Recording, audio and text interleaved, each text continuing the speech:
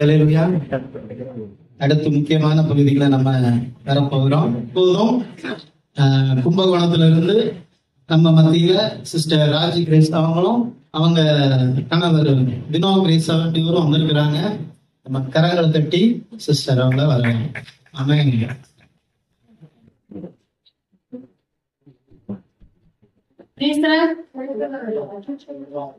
தேவனுக்கு மகிமை உண்டாகட்டும். அன்பு அண்ணாவுக்கும் அக்காவுக்கும் நன்றி. என்னை அழைத்ததுக்காக, எனக்கு முன்னாடி இருக்கிற மூத்த ஊழியர்களுக்காக நன்றி சொல்லி வணக்கத்தையும் சொல்லிக்கிறேன். ஏன்னா எல்லாரும் என்னை விட எக்ஸ்பீரியன்ஸ் ஆனவங்க முன்னாடி பேசுறேன் அப்படின் போது அதையும் நான் பாக்கியமா பார்க்கிறேன். எல்லாரும் இன்னைக்கு உமன்ஸ் டே அப்படின்னு சொல்லவும் எப்படி இதுதான் மெசேஜ் கொடுக்க போறாங்க அப்படின்னு நினைச்சு வந்திருப்பீங்க. ஆனாலும் ஃபர்ஸ்ட் மகளிர் தின வாழ்த்துக்களை மகளிருக்கு சொல்லிக்கிறோம். இந்த மகளிர் அழைச்சிட்டு ஆண்களுக்கும் வாழ்த்துக்களை சொல்லிக்கிறோம். கிருபை பெற்றவர்கள் இங்க இருக்கிறோம். கிருபை பெற்றவர்களே அப்படின்னு இல்லாம கிருபையை பெற்றவர்கள் நம்ம இங்க இருக்கிறோம். அதாவது கிருபையை பெற்ற வார்த்தையை சுமக்கிற நம்ம இந்த இடத்துல அமர்ந்திருக்கிறோம். ஒரு மனப்பட்டு நம்ம எல்லாரும் இங்க உட்கார்ந்து இருக்கோம். நம்ம கிட்ட இருக்கிற அதே பரிசுத்த ஆவியானவர் இங்க உலாவிட்டு இருக்காரு. நான் இங்க கூப்பிடும் போது என்ன பேசலாம், என்ன சொல்றது அப்படின்னு நான் தான் 2 வசனம் எல்லாம் எடுத்தேன். ஆனா ஒண்ணுத்துக்கு வேலை ஆகல. சரி ஓகே அப்படின்னு சொல்லி பைபிள் எல்லாம் மூடி வச்சுட்டு இது இப்போதைக்கு நேரம் இல்ல போல, நம்ம வேலையை பார்ப்போம்னு சொல்லி வேலையை பார்க்க ஆரம்பிச்சிட்டேன். சரியா மொபைல் எடுக்கிற மணி 2:22. இதுதான் வார்த்தை போ அப்படின்னு சொல்லிட்டாரு. 2:22 என்ன இருக்கு அப்படின்னு பார்த்தா, சரி இது வேற எதுலயாவது இருக்கும் போல அப்படின்னு நினைக்கும் போது, இல்ல நீ ஆதிக்கு வா அப்படின்னு சொன்னாரு. அப்பதான் ஆதியாகமும் 2:22. தேவனாகிய கர்த்தர் தாம் மனுஷனில் எடுத்த விலா எலும்பை மனுஷியாக உருவாக்கி அவனை மனுஷனத்தை கொண்டு வந்தார். என்ன பண்ணாராம்? கொண்டு வந்தார். திரும்பி தேவனாகிய கர்த்தர் தாம் மனுஷனில் எடுத்த விலா எலும்பை மனுஷியாக உருவாக்கி அவனை மனுஷனிடத்தில் கொண்டு வந்தார். என்ன பண்ணாராம்? கொண்டு வந்தாராம். அப்ப ஆதாம் யாரு? ஏவாள கொண்டு வரதுக்கு ஆதாம் எப்படிப்பட்டவரா இருந்திருக்கணும்? அப்ப ஏன் இப்ப அண்ணன் சொன்னாங்கல்ல, ஒரு கன்ஃபர்மேஷன் ஆனிச்சு. என்ன பேச போறோம்னு நானும் அண்ணனும் பேசிக்கல, இங்க வந்துதான் தெரியும். ஆனா அதே ஆதியாகமம் 2:21 22 அண்ணன் சொல்றாங்க. அப்ப இதுதான் ஒரே ஆவியில இணைக்கப்பட்டிருக்கோம் அப்படிங்கறத எனக்கு ஆவியானவர் உறுதிப்படுத்தினாரு. இங்க சும்மா நம்ம வரல, எத்தனையோ விஷயங்கள் இருக்குது, எத்தனையோ ஊழியக்காரங்க இருக்கிறாங்க. ஆனாலும் தேவன் இந்த இடத்துல நிக்க வச்சு ஒரு வார்த்தையை சொல்ல வைக்கிறாருன்னா அது சாதாரண விஷயம் இல்ல அப்படிங்கறத எனக்கு உறுதிப்படுத்தினாரு நீங்க வார்த்தையை சொல்லும் போது. ஏன்னா அழைத்த நீங்களும் ஏதோ அழைச்சோம் அப்படின்னு இல்லாம வார்த்தையில ஆவிய பெற்ற நம்மளாம் நிக்கும் போது அது இன்னும் சந்தோஷமா இருந்துச்சு. அதனால திரும்பவும் நான் தேவனுக்கு நன்றி சொல்றேன். ஒரே நிமிஷம் அப்படியே கண்களை மூடி எபேசியர் 1:17 படி, ஆவியானவரே இங்க இருக்கிற ஒவ்வொருத்தரையும் இந்த கருத்துல நாங்க விட்டு கொடுக்கிறோம்ப்பா. மனக்கண்கள் திறக்கப்படட்டும் இயேசுவின் நாமத்தினால. எத்தனையோ முறை இந்த வசனத்தை அவங்க படிச்சிருக்கலாம், அதுக்கான விளக்கங்களை நீங்க கொடுத்திருக்கலாம், ஒவ்வொருக்கும் ஒரு வெளிப்பாடை நீங்க பேசிருக்கலாம். ஆனாலும் கர்த்தாவே, நீர் என்னுடன் பேசின வெளிப்பாட தைரியமா நீர் சொன்ன விதத்துல அப்படியே இவர்களுக்கு சொல்ல, அதை இவர்கள் காதில் கேட்க, அதை இருதயத்தை அந்த வார்த்தைகளோட ஆவியானவரை நீர் கிருபை செய்வீராக. இந்த நேரத்துல அல்லது இங்க இருக்கிற ஒவ்வொருத்தரையும் உங்க கடத்துல ஒப்பு கொடுக்கிறோம்ப்பா. நீங்க ஆளுகை செய்யுங்க. காதுகள் திறக்கப்படட்டும்பா, கண்கள் பிரகாசம் அடையட்டும், இருதயத்தின் கதவுகளை திறக்கிறோம் இயேசுவின் நாமத்தினால. அதுவரை செவிகள் எல்லாம் திறக்கப்பட்டு இருப்பதற்காக நம்ம நன்றி சொல்றோம்ப்பா. அப்படியே இயேசு கிறிஸ்துவுல ஜெபிக்கிறோம் ஜீவனுள்ள நல்ல பிதாவே. ஆதார வசனம் 2:22 படிச்சிட்டோம். இந்த ஆதாம் யாரு அப்படிங்கறத ஒரு நிமிஷம் பாத்துருமாட்டா. எல்லாருக்குமே தெரிஞ்ச விஷயம்தான். ஆனா ஆதாம் யாரு அப்படின்னு தெரிஞ்சாதான் ஏன் வந்தாங்கிறது தெரியும். இது மகளிர் தினம் அதனால பேசுறோம் அப்படின்னு கிடையாது. ஒரு குடும்பத்துக்கு முக்கியமான விஷயமே இதுதான். இன்னைக்கு குடும்பமா கணவன் மனைவியா கர்த்தர் நினைச்சிருக்காரு அப்படின்னா இந்த அஸ்திவாரம் இல்லாம நீங்க குடும்பம் நடத்தவே முடியாது. இதுக்கு அப்புறம் நீங்க எத்தனை வசனம் வேணாலும் படிச்சிருக்கலாம். யாத்திரை படிக்கலாம், வெளிப்படுத்துற சுவிசேஷம் வரைக்கும் நீங்க படிக்கலாம். ஆனா இந்த 2:22 உங்களுக்கு வேலை செய்யல அப்படின்னா வேற எதுவுமே வேலை செய்யாது. ஆதாம் ஆதியாகமம் 1:1. ஆதியிலே தேவன் வானத்தையும் பூமியையும் சிருஷ்டித்தார். ஆதியிலே தேவன் வானத்தையும் பூமியையும் சிருஷ்டித்தார். யாருக்காக சிருஷ்டித்தாரு? ஏன் சிருஷ்டித்தாரு? எதுக்காக சிருஷ்டித்தாரு? எல்லாருமே நம்ம ஈஸியா சொல்லிடுவோம், வானத்தை படைச்சாரு, பூமியை படைச்சாரு, என்ன வச்சுட்டாரு சொல்லிடுவோம்.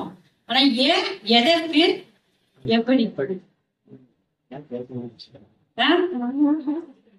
ஏன் பூமியை படைக்கணும்? ஏன் வானத்தை படைக்கணும்? எல்லாருக்குள்ளயும் இந்த கேள்வி எழும்புதா? நம்ம என்ன ஒரே வார்த்தையில சொல்லிடுறோம், எனக்காக தான் படைச்சாரு, நான் நடக்கிறதுக்காக, நான் ஆளுகை செய்யறதுக்காக ஈஸியா ஒரு வார்த்தையில முடிச்சிடுறோம். ஆனா அதோட ஆழம் தெரியல. அக்கா ஒரு வார்த்தை சொன்னாங்கல்ல, போறாரு ஆழத்துல வலைய போடுன்னு சொன்னாரு. ஆழத்துல போட்டாதான் மீனை அள்ள முடியும். ஆனா இங்க உள்ள ஒரு ஆழம் நமக்கு தெரியலன்னா நம்மளோட அஸ்திவாரம் வீக்கா இருக்குன்னு அர்த்தம். இப்ப தேவன் சொல்றாரு பூமியை சிருஷ்டித்தாரு. ஏன்னா பூமி அவரோட கனவா இருந்துச்சு. மிகப்பெரிய திட்டத்துல அவரோட கனவு அப்படின்னு பார்த்தா அது பூமி தான். ஏன்னா வானத்துல அவர் அங்க இருக்காரு, சிருஷ்டிக்கிறாரு, எல்லாத்தையும் பார்த்து பேசுறாரு. ஆனா பூமி தேவனுடைய கனவா இருந்துச்சாம். இந்த கனவு அவர் எப்படின்னா, இப்ப உங்களோட கனவுல நீங்க தானே ஹீரோவா இருப்பீங்க, வேற யாரையும் உள்ள விட மாட்டீங்கல்ல. என் கனவுக்கு நான் தான் ஹீரோ, நான் தான் அலங்கரிக்கணும், நான் தான் நிக்கணும்னு சொல்லுவோம்ல. அந்த மாதிரி அவரோட கனவுக்கு அவரே வரணும்னு நினைச்சாரு. அவர் எப்படி வந்தாரு அப்படின்னா ஆதியாகமம் 1:26 படி வராரு. பின்பு தேவன் நமது சாயலாகவும் நமது ரூபத்தின் படியையும் மனுஷனை உண்டாக்குவோமாக. போதும். என்ன சொல்றாரா? நமது சாயலா. இங்க நமது சாயல் அப்படின்னு சொல்லும் போது அவர் ஒருத்தரா இல்ல, பிதா இருந்தாரு, குமாரன் இருந்தாரு, பரிசுத்த ஆவியானவர் இருந்தாரு. அப்ப அவரோட சாயல்ல அவரே அவரோட கனவு பூமியில வாழணும்னு நினைச்சாரு. எத்தனை பேருக்கு புரியுது? ஹல்லேலூயா, ஆமென் சொல்லுங்களேன். புரியுதுங்களா? அவரோட கனவு பூமியில அவரே வாழணும் அப்படின்னு வந்ததுதான் யாரும் அவர் சொல்றாரு நமது சாயலாகும். என்னோட கனவு பூமியில என்னோட சாயல்ல நான் ஒரு மனுஷனை படைக்க போறேன் அப்படின்னு சொல்லிட்டுதான் அவர் ஆதாம படைக்கிறாராம். அது என்ன பண்றாரா? மண்ணுனால படைக்கிறாராம். நம்மள என்ன பண்றாரா? பெண்கள் ஈஸியா சொல்லிட்டாங்க. ஆனா அவரை மண்ணுனால உருவாக்கி அங்க ஒரு ஜீவ சுவாசத்தை ஊதுறாராம், பாக்குறாராம், எல்லாத்தையும் படைச்சாராம், ஆளுகை செய்யுங்க அப்படின்னு சொல்லிட்டாராம்.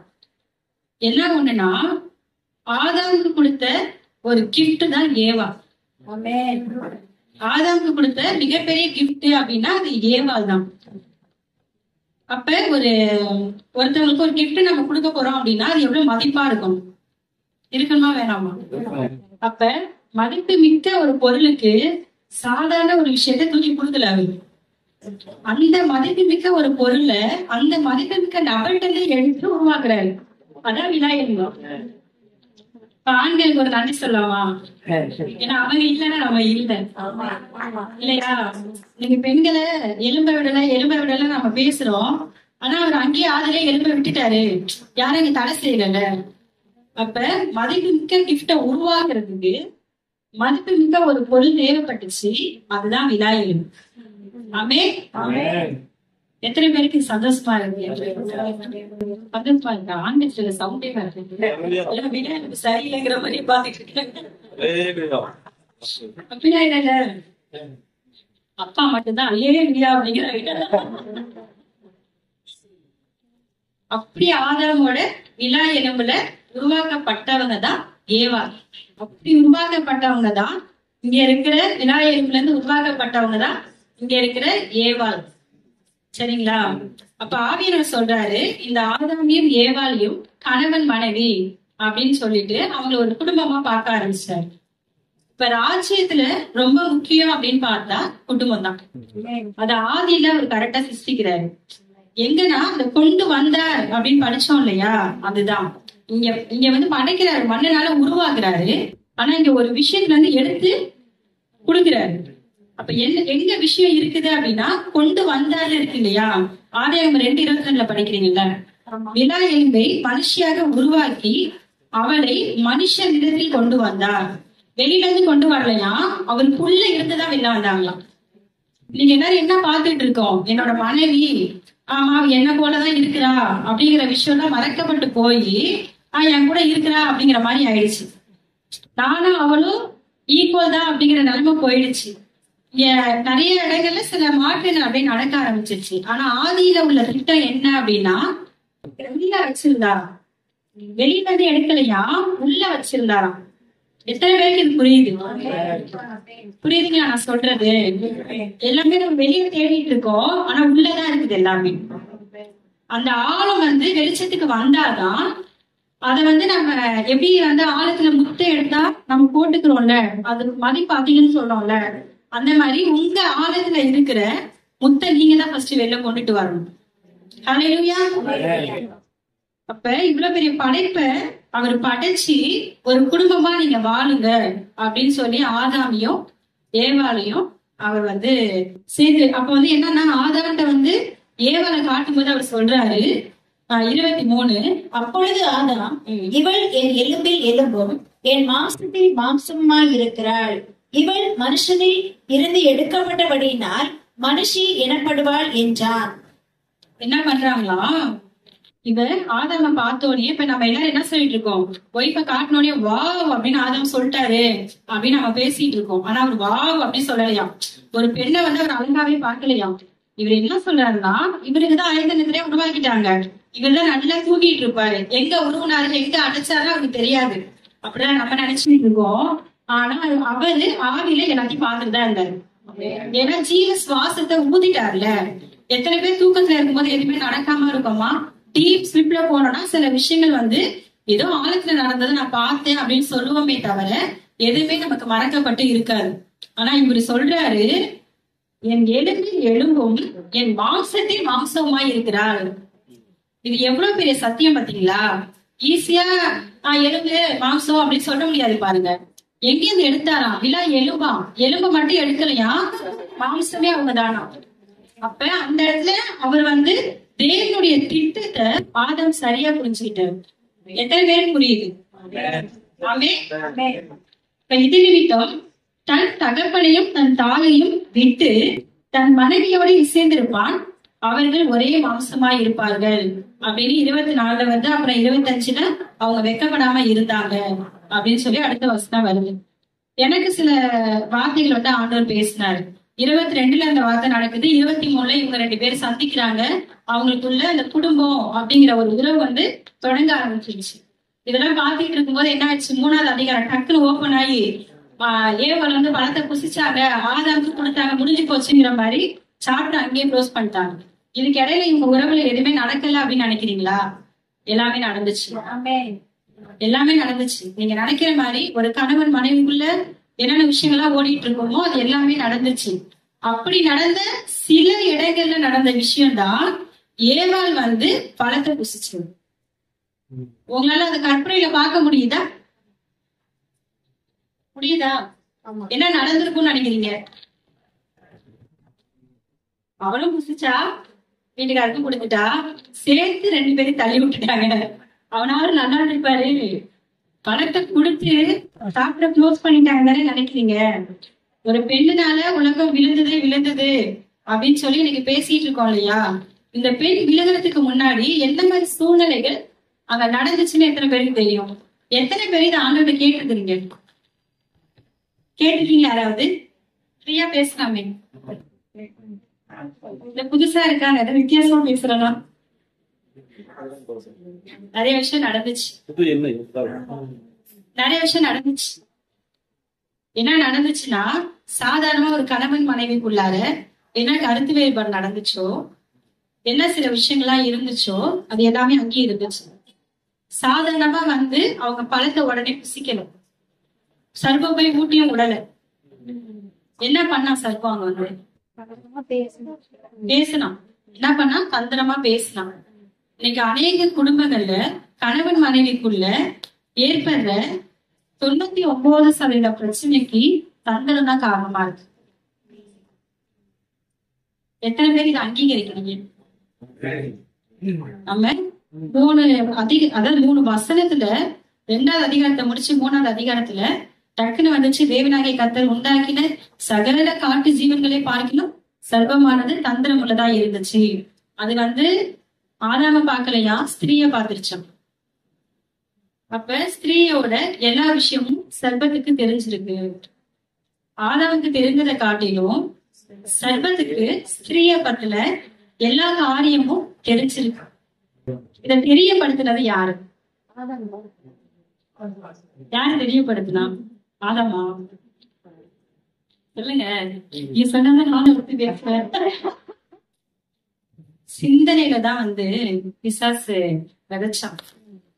அதாவது பிசாசோட தந்திரம் என்னவா இருந்துச்சுன்னா, பழத்தை சாப்பிட்ட அப்படின்னா நீ தெய்வ சாயல்ல மாறிடுவ அப்படின்னு சொல்லிட்டான். இவங்க ஆல்ரெடி தெய்வ சாயல்ல தானே இருக்கிறாங்க. அந்த உண்மை அங்க மறைக்கப்பட்டுருச்சு. அவங்க பழத்தை புசிச்சாங்க, தன் கணவருக்கும் கொடுத்தாங்க. யாரும் சொல்லிட்டாங்க, தன் கணவருக்கும் கொடுத்துட்டாங்க. எல்லா பெண்களும் இன்னைக்கு அதைதானே பண்றீங்க. அம்மா வீட்டுல இருந்தோ வேற யாராவது கிஃப்ட் கொடுத்தாலோ இல்ல எங்கேயாவது நம்ம பேக் பண்ணிட்டு வந்தாலோ ஃப்ரெண்டு வீட்டுக்கு போனாலும் ஸ்வீட் கொடுத்துருக்காங்க, நான் சாப்பிட்டேன் நீங்களும் சாப்பிடுங்க சொல்றமா இல்லையா? இது எங்க ஆரம்பிச்சது? ஏதேன் தோட்டத்துல ஆரம்பிச்சது. எத்தனை பேர் இதை ஏத்துக்கிறீங்க? இப்ப தெரியல அந்த பழக்கம் எங்கன்னு வந்துச்சுன்னு. அது நல்ல விஷயமா இருக்கிற பட்சத்துல அதை ஏத்துக்கோங்க, இல்லைங்கிற பட்சத்துல அதை அப்படியே டெலிட் பண்ணிடுங்க. அப்ப அவங்க சாப்பிடுறாங்க, ஆதாமுக்கு கொடுக்குறாங்க, உலகம் அந்த 2 பேருக்கும் கண்ணு திறக்கப்படுது. நன்மை தீமை அறியத்தக்க கண்ணு திறக்கப்பட்டதுக்கு அப்புறம் இந்த உலகம் விழுந்து போயிடுச்சு. இந்த தந்திரம் எங்க வெளிப்பட்டுச்சு? என்ன சொல்றீங்களா? தந்திரம் எங்க வெளிப்பட்டுச்சு?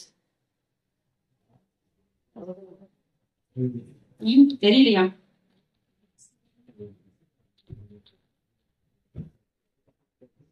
இடப்பட்ட இடம் என்ன? தந்திரம் விழுந்துச்சுல, அது எந்த இடத்துல விழுந்துச்சு?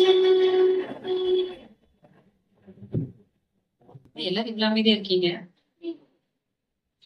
இத்தனை வருஷமா நம்ம ஆதாமி அவள் கதையை கேட்டுட்டு இருக்கோம்.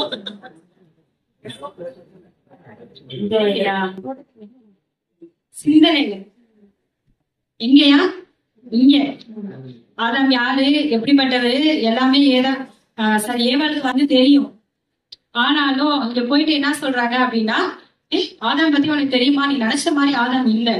அவங்க அங்க பேசிட்டு இருக்காங்க, உனக்கு தெரியுமா அப்படின்னு சொல்லி ஒரு விஷயத்த விதைச்சிட்டு போயிடுறாங்க. பிசாசோட தந்திரம் அங்க விதைக்கப்பட்டதுனால என்ன ஆகுது? விதைக்கப்பட்ட இடத்துல பயம் வருது. பயம் சந்தேகமா மாறுது. சந்தேகப்படும் போது கவலை அங்க வர ஆரம்பிக்குது. இந்த கவலை சமாதான குலைச்சல உண்டாக்குது. இப்படியே எதிர்மறையா இருக்கிற நிறைய காரியங்களை நம்ம சொல்லிக்கிட்டே போகலாம். எத்தனை பேர் புரியுது? அப்ப இந்த தந்திரம் உங்களோட சிந்தனையில தான் ஃபர்ஸ்ட் தாக்குது. எல்லாரும் நினைச்சிட்டு இருக்கோம், எனக்கு ஒரு பாதிப்பு வந்துச்சுன்னா என் இதய தாங்கலைங்க, எனக்கு வலிக்குது, வெடிச்சிடும் போல அப்படிங்கிறாங்க. சில பேர்லாம் பேசும்போது கேட்டோம்னா, ஆனா இங்க வெடிக்கல, இங்கதான் ஃபர்ஸ்ட் ஆரம்பிக்குது. ஏன் ஆரம்பிக்குது?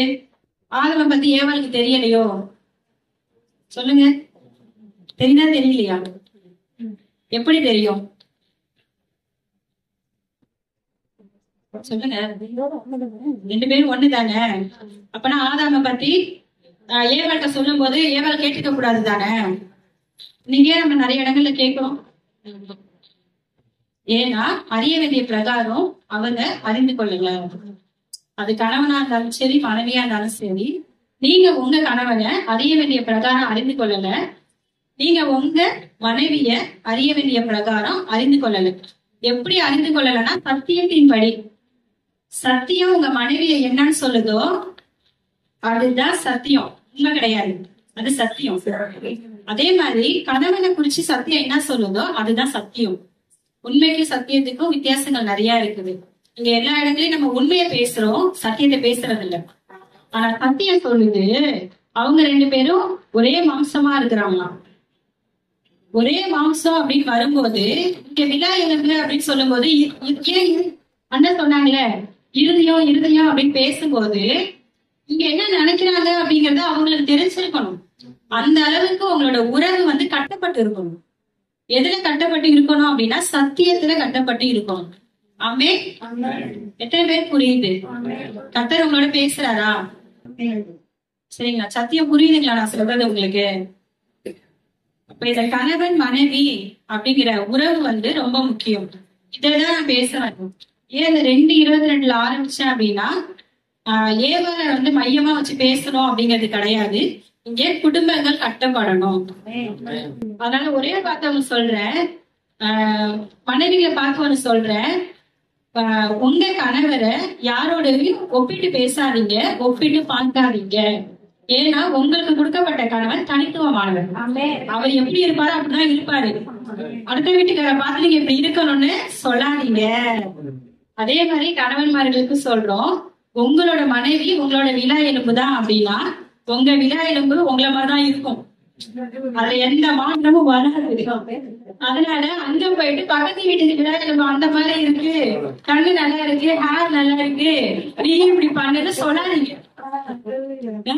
எத்தனை பேருக்கு சந்தோஷமா இருக்கு? இதனாலதாங்க பாதி குடும்பத்துல பிரச்சனையா வருது. யாருமே அவங்களுக்கு கொடுக்கப்பட்ட விஷயத்த பொக்கிஷமா பாக்குறதே இல்லை. அதனாலதான் நிறைய குடும்பங்கள் இன்னைக்கு பிரிஞ்சு போறாங்க, பிரிவினைகள் உண்டாகுது, சபைகள் பிரியுது, நிறைய விஷயங்கள் நடக்குது. நான் தேவன் எனக்கு சொன்ன ஒரு விஷயம் என்னன்னா, இததான் சொன்னாரு, இந்த நாள்ல நம்ம குடும்பங்களை கட்டணும். இங்க பெண்கள் தினம் அப்படிங்கறனால இது பெண் ஆதிக்கமோ ஆண் ஆதிக்கமோ அப்படி நான் பேச வரல. 2 பேருமே சரிசமம் தான். உங்களுக்கு புரியுதா? விலா எலும்புல இருந்து கொண்டு வந்தாராம். இப்ப வெளியில இருந்து வரலையாம், உள்ள இருந்துதான் நீங்க வெளில வந்திருக்கீங்க. அப்புறம் எப்படி பிரிச்சு பார்க்க முடியும்? அவருக்குள்ளதான் நீங்களும் இருக்கிறீங்க. இயேசு கிறிஸ்துவுக்குள் அப்படின்னு சொல்லும் போது பிதா இருக்கிறாரு, இயேசு இருக்காரு, அப்புறம் நான் இருக்கிறேன், எனக்குள்ள நல்ல பரிசுத்த ஆவியானவர் இருக்கிறாரு. எத்தனை பேர் புரியுது? இப்ப எங்கேயாவது ஒரு இடத்துல நீங்க தனிச்சு இருக்கிறீங்களா? இல்லையா? இந்த உறவுலதான் நீங்க போகணும். இந்த திருத்துவத்துக்குள்ளார நீங்க இணைக்கப்பட்டு உங்க குடும்பத்துல நீங்க வாழும் போதுதான் நீங்க பிரச்சனை இல்லாத ஒரு குடும்பமா, ஒரு சந்ததியா நீங்க அடுத்தடுத்த தலைமுறைகளை கொண்டுட்டு போகணும். ஆமே. இன்னொரு வசனம் வாசிக்கிறீங்களா? சரி, இப்ப ஆதியாகமம் 2:22 ஆதாம் ஏவாள் பத்தி உங்களுக்கு சொல்லிட்டேன். உண்மையாவே யார் அழகு? அழகுனா யாருன்னு சொல்லுங்க. பேசணும் இப்ப எல்லாரும். ரொம்ப கஷ்டமா கேட்டுட்டேனா? வீட்டுக்காரங்களா இருக்காங்கன்னா யாரும் பார்க்க கூடாது, ஒய்ஃப்லாம் இருக்காங்கன்னா நீங்களும் பார்க்க கூடாது. 2 பேர் சொல்லுங்க, யாரு அழகு? உங்க மாம்சம் தான் அழகு. சரி, அப்பா சேஃப் ஆயிட்டாரு. நேசிக்கிறதுல அழகு, அப்படி நேசிக்கிறது அழகு நேசிக்கிறேன். அங்க உள்ளவங்களும் சொல்லுங்க. ஆனா நீங்களா சொல்லுங்க, யாரு அழகு?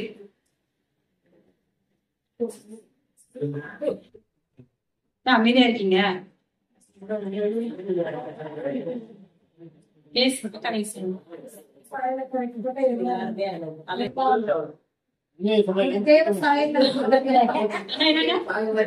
ரெண்டுமே அழகு. வீட்டுக்கு போய் சாப்பாடு கிடைக்கிறீங்களா? ஆனா சத்தியத்தை சொல்லவா, ஆண்கள் தான் அழகு.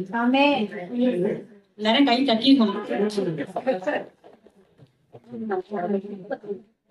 ஆண்கள் தான் அழகு, பெண்கள்லாம் கோச்சிக்காதீங்க, அதான் சத்தியம். உண்மை இல்ல, அதான் சத்தியம். அப்ப பெண்கள்லாம் எப்படிப்பட்டவங்க அப்படின்னு நீங்க அடுத்து கேட்கலாம். சத்தியத்தின்படி உங்களுக்கு சொல்றேன், ஆண் அழகு அப்படிங்கிறதுக்காக 1 சாமுவேல் 16:12. ஆள் அனுப்பி அவனை அழைப்பித்தான். அவன் சிவந்த மேனியும் அழகிய கண்களும் நல்ல ரூபமும் உள்ளவனாய் இருந்தான். அப்பொழுது கர்த்தர், இவன் தான், நீ எழுந்து இவனை அபிஷேகம் பண்ணு என்றார். என்ன சொல்றாங்களாம்? ஆள் அனுப்புறாங்களாம். அவன் சிவந்த மேனியும். இங்க மேனி அப்படின்னு சொல்லும் போது நீங்க சரீரத்தை பார்க்கவே கூடாது. ஒரு ஆண் எப்படி அழகா இருக்கிறாங்க அப்படிங்கறத சத்தியத்தின்படி உங்களுக்கு சொல்றேன். அவன் சிவந்த மேனியும் அழகிய கண்களும் நல்ல ரூபம் உள்ளவனுமாய் இருந்தான் அப்படின்னு தாவீதை அபிஷேகம் பண்றதுக்கு முன்னாடி கர்த்தர் தாவீதை குறிச்சு இப்படிப்பட்ட வார்த்தையை பேசுறாரு. ஆமென். ஆமென். அது எவ்வளவு பெரிய விஷயமா இருக்கு பாருங்களேன். இதுல வந்து ஆள் அதிகமா இருக்குது. இங்க சிவந்த மேனி அப்படின்னு சொல்லும் போது விதையை குறிச்சு பேசுறாரு. மேனி அப்படின்னு நம்ம சொல்லும் போது ஒரு விதையை குறிச்சு பேசுறாரு. இந்த விதை இருக்கு இல்லையா, இத வந்து ஆதாமோட ஒப்பிட்டு சொல்றாரு. இந்த மேனி எப்படிப்பட்ட மேனியா இருக்குமா அப்படின்னா அதுக்கு அழிவே இருக்காது. சிவந்த மேனி அப்படின்னு சொல்லும் போது அந்த விதை ஃபர்ஸ்ட் வரும்போது நம்ம பார்ப்போம்ல, ஒரு மாதிரி ரெட் கலரும் ஒயிட் கலரும் கலந்த மாதிரிதான் மேல அப்படியே எழுப்பி வரும். அதை பார்க்கும்போது ரசிக்காதவங்க யாருமே இருக்க மாட்டாங்க. எத்தனை பேர் வீட்டுல மாடி தோட்டம் எல்லாம் போட்டிருக்கீங்க? ஒரு விதைய போட்டதுக்கு அப்புறம் எத்தனை டைம் தண்ணி பாய்ச்சிட்டு நம்ம போய் பார்ப்போம். அந்த கலர் வந்து டபுள் கலரா எனர்ஜி வரும் இல்லையா? அப்படி வரும்போது இந்த சிவந்த மேனி சொல்லும் போது அடுத்து ஒரு வார்த்தை எனக்கு சொன்னாரு. அண்ணன் சொன்ன மாதிரி விழா எலும்புல குத்துனாங்கல்ல, அப்ப குத்தும் போது தண்ணீரே ரத்தமும் வந்துச்சாங்க. இது சிவந்த மேனி நீங்க பாத்தீங்கன்னா அந்த கலர்ல தான் இருக்கும். சிவந்த மேனி சிகப்பாகவும் தண்ணீராகவும் இருக்கும். எத்தனை பேர் பார்த்திருக்கீங்க?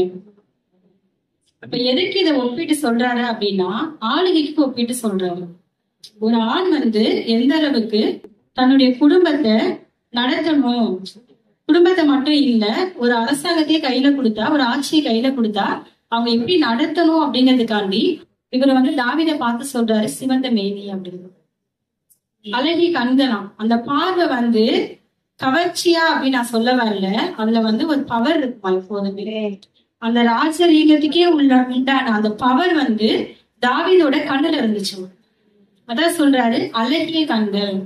இந்த இடத்துல அழகிய அப்படின்னு அவர் சேர்த்துக்கிறாரு. நம்ம நினைக்கிறோம் ஒருத்தவங்க வந்து நம்மள அட்ராக்ட் பண்ற மாதிரி கண்ணு இருந்துச்சுன்னா அந்த கண்ணை பார்த்தா அழகு கண்ணா அப்படின்னு சொல்றோம். எத்தனை பேருக்கு நம்ம கண்ணுக்கு மட்டுமே பேர் வச்சிருக்கோம் இல்லையா? ஆனா இவரு சொல்றாரு என்னோட ராஜ்யத்துக்காக ஆளுக சேரு அப்படின்னு பார்த்தாருன்னா அந்த பார்வையில நிறைய பேருக்கு இவர் பேசுறது புரியும். அந்த மாதிரி கண்களை தான் நான் தாவீதுக்கு கொடுத்துருக்கேன் அப்படின்னு சொல்றாரு. நல்ல ரூபமா இருந்தாராம். ஒரு ராஜாவுக்கே தேவையான ரூபம் அங்க இருந்துச்சு. அப்பனா அந்த ஆண் எப்படிப்பட்டவரா இருந்திருப்பாரு? அதனாலதான் ஆண்டவர் சொல்றாரு ஆண் தான் அழகு. அப்ப நான் ஆண்ட கேட்டேன், என்ன நீ பொசுக்கு இப்படி சொல்லிட்டீங்க அப்படின்னு. அவர் சொன்னாரு சிங்கம் பார்த்திருக்கியான்னு கேட்டார். பார்த்திருக்கேன். ஆண் சிங்கம் அழகா இருக்கா பெண் சிங்கம் அழகா இருக்கான்னு கேட்டோம். நான் சொன்னேன் ஆண் சிங்கம் தான் அழகா இருக்கு, பெண் சிங்கம் எப்படி இருக்கு இருக்கு அப்படின்னு சொன்னேன். அப்புறம் ஆண்மயில் அழகா இருக்கா பெண்மயில் அழகா இருக்கா? ஆண்மயில் தான் தோகையை வச்சு அழகா இருக்குது. அதே மாதிரி புறாவை பாத்தீங்கன்னா ஆண் புறா தான் அழகா இருக்கு. இந்த புறா எங்க வீட்டை சுற்றி நிறைய புறா எல்லாம் இருக்கும். நான் பார்க்கும்போது இந்த ஒரு புறா வந்து உட்காந்துரும், இன்னொரு புறா போய் கொஞ்சம் ஓடிட்டே இருக்கும். சரி இது பேரு லவ் பண்ண வந்துட்டீங்களா அப்படின்னு நான் சும்மா கிண்டல் பண்ணுவேன். அப்ப எனக்கு உண்மைக்கு அது புரியவே இல்லை. ஆனா ஆண்டவர் இந்த வசனத்தை வச்சு பேசுறதுக்கு அப்புறம் தான் புரிஞ்சிச்சு. ஃபர்ஸ்ட் அது உட்காருது ஆண் புறா, அது வந்து தன்னோட அழகை வந்து பெண் புறாவை காட்டிட்டு அதுக்கப்புறம் அதோட எலியை அது சேர்க்க பாக்குதான். ஆனா அந்த புறால ஒரு விஷயம் சொல்லி கொடுத்தாரு. புறா வந்து அதோட ஒரு துணையோட மட்டும்தான் இருக்குமா. தன்னோட துணை இறந்துருச்சு அப்படின்னா அடுத்த துணையை அது தேடாதான். அதனாலதான் பரிசுத்த ஆவியானவருக்கு புறாவை ஒப்பிட்டு சொல்றாங்க. ஆமே. எத்தனை பேருக்கு இந்த சத்தியம் பிடிச்சிருக்கு? ஆமே. அப்ப பெண் எப்படி இருந்தாலும் நீங்க கேக்குறீங்க. முன்னரை பாட்டு 6-4 வாங்க. பெண் யாரு காட்டியது? கருப்பாவா? இல்லப்பா, அந்த அளவுக்கு அவர் சொல்லல. 6-4. பிரியமே, நீ திர்சாவை போல் சௌந்தரியமும் எருசலேமை போல் வடிவமும் கொடிகள் பறக்கும் படையை போல் வெடியுமானவள். ஆமென். அவர் என்ன சொல்றாரு? திர்சாவை போல் சௌந்தரியமும். இப்ப இங்க வந்து திர்சா அப்படின்னு சொல்ற திர்சாவை சொல்லல, இது வந்து ஒரு பட்டணமா. அந்த பட்டணத்தை போல ஒரு பெண் அழகா இருக்கலாம். அப்ப அந்த பட்டணத்துல என்ன இருக்கும்? எல்லாமே இருக்கும். அப்படி எல்லாமும் இருக்கிற ஒரு படைப்பு தான் பெண் அப்படின்னு சொன்னாரு. ஆமே. இந்த பெண்ணுக்கு எப்படிப்பட்ட கேரக்டர்லாம் அவர் கொடுக்குறாரா அப்படின்னா, பெண்கள் வந்து இனிமையானவங்களாம். கொஞ்சம் கஷ்டமா தான் இருக்கு, கேட்டுக்கோங்க. பெண்கள் வந்து இனிமையானவங்களாம், மென்மையா இருப்பாங்களாம், வசீகரமா இருப்பாங்களாம். வசீகரம்னா அடுத்தவங்களை வந்து கவர் பண்றது கிடையாது. அவங்க பண்ற ஒவ்வொரு வேலையிலும் தனித்துவமான சில காரியங்கள் இருக்குமா. அது வந்து பெண்களுக்கே கொடுக்கப்பட்ட காரியங்கள் தான் இருக்குதாம். அதான் வசீகரமானலாம். இப்ப அவங்க வந்து கம்பீரமா இருப்பாங்களாம். இந்த கம்பீரம் அப்படின்னு பேசும்போது எனக்கு யார் காட்டினாரு அப்படின்னு தெபோரால காட்டினாரு. தெபோரா வந்து எப்படி அவங்களோட அந்த ராஜ்யத்துல வந்து அவங்க எப்படி ஆட்சி செய்யறாங்க, எப்படி நடத்துறாங்க அந்த நாட்டை அப்படின்னு சொல்லி தெபோரால காட்டும் போது, தெபோரால படிச்சுட்டே வர அடுத்து யாகேல் வராங்க. யாகேல் ஒரு பெரிய காரியம் அந்த இடத்துல பண்றாங்க. ஆனா இன்ன வரைக்கும் எத்தனை பேர் யாகேலை குறிச்சு பேசுறாங்கன்னு தெரியல. ஆனா ஒரு பெரிய காரியம் யாகேல் வந்து பண்ணிட்டு இருக்கிறாங்க. ஆனா இன்னைக்கு நம்ம தெபோராவை நம்ம நிறைய இடத்துல பேசிட்டு இருக்கோம். இங்க வந்து கம்பீரமானவர் அப்படின்னு சொல்லும் போது, தெபோரா அப்படின்னு சொல்லும் போதும், தெபோரா அப்படின்னா அது ஒரு தேனி. தேனி கூட்டம் எத்தனை பேர் பார்த்திருக்கீங்க? பார்த்திருக்கீங்களா? எந்த தேனி தேன் கூட சேர்க்கும்? ராணி தேனி. அது ஆனா பெண்ணா? பெண் தேனி. ஆண் தேனிகளை தான் எடுத்துட்டு வந்து அந்த ராணி தேனிகிட்ட எல்லாமே கொடுப்போம். அதை எல்லாத்தையும் சேகரிச்சு விட்டுருவோம். அப்ப குடும்பத்துல ஒரு ஆண் வந்து சம்பாதித்த கொடுக்கும் போது பெண்கள் வந்து அது ஞானமா நடத்தணுமா. இதுக்குதான் ஆதாரமா நமக்கு எல்லாமே ஏதே தோட்டத்திலே அவர் சொல்லி கொடுத்துட்டாரு. ஆனா இங்க பழத்தை சாப்பிட்டதுனால எல்லா விஷயத்தையும் விட்டுட்டாங்க. பழம் பெருசா போயிடுச்சு. எதெல்லாம் முக்கியமா சொல்லி கொடுத்தாரோ அதெல்லாம் இன்னைக்கு குடும்பங்கள்ல யாருமே பண்ணல. அதனால இன்னைக்கு நிறைய குடும்பங்கள்ல பிரச்சனை வந்துட்டு இருக்குது. அப்புறம் ஒரு ஆண் வந்து சேகரிச்சு கொடுக்குற ஒரு விஷயத்த பெண் வந்து சரியான முறையில தன் குடும்பத்தை நடத்த ராணி உள்ளவங்களா இருக்கணுமா. இன்னைக்கு எல்லாமே இருக்கான்னு கேட்டா பெண்கள்கிட்ட இருக்காது, எல்லாம் மறைக்கப்பட்டுருச்சு. இதெல்லாம் ஆண்களாகிய நீங்க தான் அவங்களுக்குள்ள இருக்கிற விஷயத்த வெளியில கொண்டுட்டு வரணும். அதுக்குதான் ஆதாமுக்குள்ள இருந்து ஏவால கொண்டு வந்தாங்க. ஆமே. அப்புறம் பயங்கரமானவள் அப்படின்னு சொல்றாரு பெண்ணை பார்த்து. பயங்கரம்னா வீட்டுல நடக்கிற சண்டையெல்லாம் நீங்க நினைச்சுக்க கூடாது. அப்படிப்பட்ட சண்டையை பத்தி அவர் பயங்கரம்னு சொல்லல. இங்க சொல்ற பயங்கரம் அப்படிங்கும் போது அவகிட்ட எப்பேற்பட்ட பொறுப்பை நீங்க கொடுத்தாலும் அவளை நம்பி கொடுக்கும் போது அத அவளால 100% செய்ய முடியும் அப்படிங்கறது ஆசிரியர் ஆவியாளர் சொல்றாங்க. அப்புறம் அவங்க கெடியமானவள் அப்படின்னு சொல்றாங்க. இந்த கெடி அப்படின்னு சொல்லும் போது சில இடத்துல சொல்லுவாங்கல்ல, ரொம்ப விடாப்பிடியா இருக்கிறாங்க இவங்கெல்லாம் அப்படின்னு சொல்றாங்களா. சில இடத்துல அவங்க அப்படி இருக்கிற பட்சத்துலதான் இந்த குடும்பத்தை கண்காணிப்புக்குள்ள கொண்டுட்டு வர முடியும். இந்த வேலை யார் அவங்களை செய்ய சொல்றாருன்னா பரிசுத்த ஆவியானவர் செய்ய சொல்றாரு. ஏன்னா பரிசுத்த ஆவியானவர் சில இடங்கள்ல கண்டித்து உணர்த்துவாங்க. இப்ப இந்த குணத்தை அவர் பெண்களுக்குள்ள வச்சிருக்காரு. ஏன்னா பெண் வந்து ஒரு பரிசுத்த ஆவியானவர். ஆண்கள் வந்து குமாரனுக்கு சாயலா இருக்கிறீங்க, பெண்கள் வந்து பரிசுத்த ஆவியனுடைய சாயலா இருக்கிறீங்க. அதனாலதான் ஆணோட விழா எழுப்புறது எடுக்கும் போது நீங்க இங்கேயே வச்சுக்கணும். இங்க எல்லா குடும்பங்களும் என்ன பண்றாங்கன்னா, அங்க இருந்துக்கோ நான் இங்க நின்னுக்கிறேன், ஏதோ சப்போர்ட் பண்ணியா இங்க நின்று பண்ணிக்கோ, இதுக்கு இந்தாலே வராது, இந்த பாட்டை தாண்டாதேங்கிற மாதிரி இருக்கு. ஆனா ஒரு சத்தியத்தை சொல்ற, பெண்களை அதாவது பரிசுத்த ஆவியானவரை நீங்க எங்க அவங்களோட சுதந்திரத்துல அனுமதிக்க தவறுறீங்களோ, அனுமதிக்க விடாம இருக்கிறீங்களோ, அங்க நீங்க எந்த விதமான நன்மைகளையும் தயவையும் 100% பெற்றுக்கொள்ளவே முடியாது.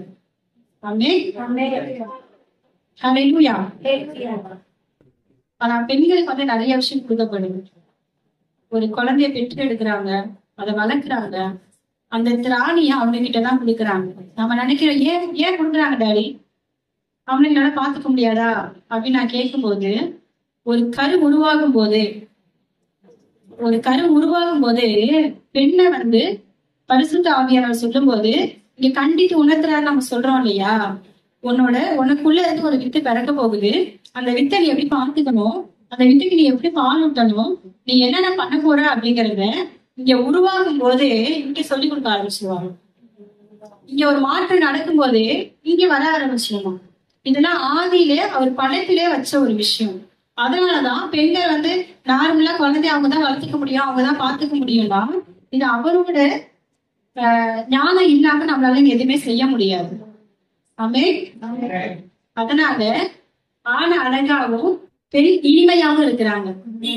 இப்படிப்பட்ட குடும்பங்கள் வந்து கட்டப்படணும் இயேசு நாமத்துல. ஏன் இத நான் உங்ககிட்ட இப்ப பேச வந்தேன் அப்படின்னா, பயங்கர ஒரு தாக்கம் வந்துச்சு. நிறைய குடும்பங்கள் வந்து நம்ம வெளி தோட்டத்துல பார்க்கும்போது நல்ல ஒரு கணவன் மனைவியா இவங்க சூப்பரா இருக்கிறாங்க அப்படின்னு சொல்ற மாதிரி இருக்கு. ஆனா உள்ள போகும்போது எல்லாமே வேற மாதிரி இருக்கு. நம்ம பாக்குறது உண்மையா இருக்குது ஆனா சத்தியமா இல்ல அப்படிங்கிறது அவங்க கூட போதுதான் நமக்கு தெரியுது.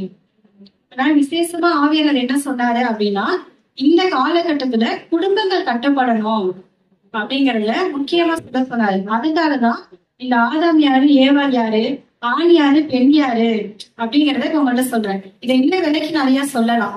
ஒன்னொன்னுக்குமே ஆதார வசனம் எல்லாமே இருக்குது. நீங்க கேட்கலாம், ஏன் நீங்க இப்படி சொல்றீங்க அப்படின்னு.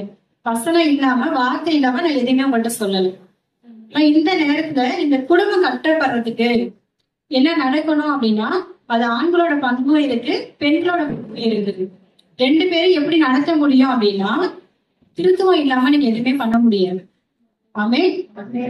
பிதா வேணும், குமாரன் வேணும், பரிசுத்த ஆவியானவர் வேணும். பிதாவோட கேரக்டர் என்னவா இருக்கு அப்படின்னா, அவர் அன்பா இருக்காங்க. எத்தனை பேரு அன்புல வாழ்றீங்க?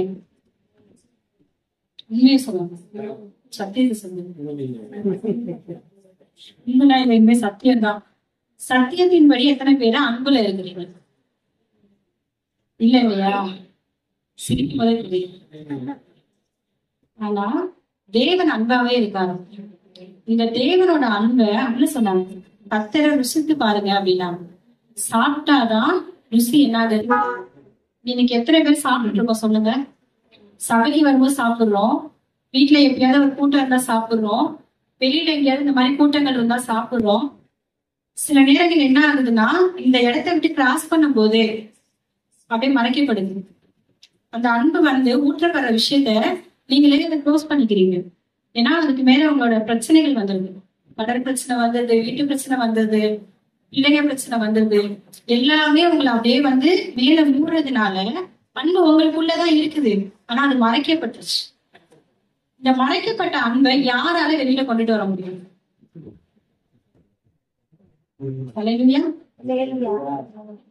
யாரால வெளியில கொண்டுட்டு வர முடியும் நீங்க நினைக்கிறீங்க? ஆவியானவர், குமாரன். ஆவியானவர் தேவைதான், ஆனா இங்க குமாரன் தேவைப்படுறாரு. இங்க இருந்து வெளியில போகும்போது ஒரு உதவியெல்லாம் நமக்கு தேவைதான். ஆனா குமாரனாலதான் எங்கெல்லாம் மிஸ்டேக் நடந்துச்சு அப்படிங்கறத சொல்ல முடியும். இப்ப குமாரன் யாரா இருக்கிறாங்க? கணவரா இருக்கிறாங்க. இப்போ உங்க மனைவிக்குள்ளார இருக்கிற நிறைய நன்மைகளை, நல்ல விஷயங்களை, நல்ல முத்துக்களை நீங்க தான் வெளியில கொண்டுட்டு வரணும். அதுக்கான டைம் நீங்க கொடுக்கணும். குடும்பமா ஜெபம் பண்ணணும், சமூகத்துல உட்காரணும், சில காரியங்களை நீங்க முயற்சி பண்ணணும். உங்க வேலை இருக்கலாம், எல்லாமே இருக்கலாம், ஊழியம் இருக்கலாம், எல்லாமே இருக்கட்டுமே. ஆனா குடும்பத்துக்காக ஒரு நாளைக்கு 1 மணி நேரம் நீங்க டைம் ஸ்பெண்ட் பண்ணணும் கட்டாயமா. இதை நீங்க பண்ணாத பட்சத்துல என்ன ஆகும் அப்படின்னா, பயங்கரமா ஒரு விரிசல் உண்டாயிடும். எல்லாமே நல்லா இருக்கிற மாதிரிதான் இருக்கும், ஆனா உள்ள எல்லாமே வீணா போயிடும், கவர் பண்ணி இருக்கிற மாதிரிதான். அதனால இது ஒரு ஆலோசனையா அப்படின்னா, அன்புல நான் சொல்றேன். நான் தேவன் அன்பா இருக்காரு அப்படின்னா, அந்த அன்புல நீங்க முழுசா மூழ்கி எந்திரிக்கணும் அப்படின்னா, குமாரனும் ஆவியானவரும் செய்ய வேண்டிய வேலையை சரியா செய்யணும். யார சொல்றேன்னா, கணவன் மனைவியே சொல்றேன். நீங்க 2 பேரும் ஒருமனப்படும் போது, ஒருமனப்பட்டு அவர் சமூகத்துல உட்காரும் போது, ஒருமனப்பட்டு உங்க காரியங்களை நீங்க பேசிக்கும் போது, 3ஆவது ஒரு நபரை கூப்பிடுங்க, அது பரிசுத்த ஆவியானவரா இருக்கட்டும்.